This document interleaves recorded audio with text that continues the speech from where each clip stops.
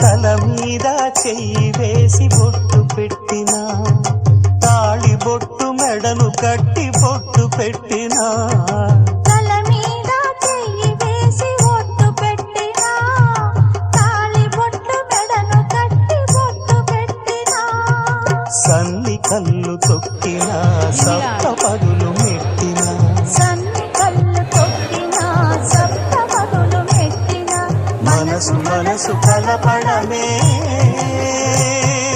మంత్రం పరమార్థం. శ్రీరస్తు శుభమస్తు, శ్రీరస్తు శుభమస్తు. శ్రీకారం చుట్టుకుంది పెళ్లి పుస్తకం, ఇక ఆకారం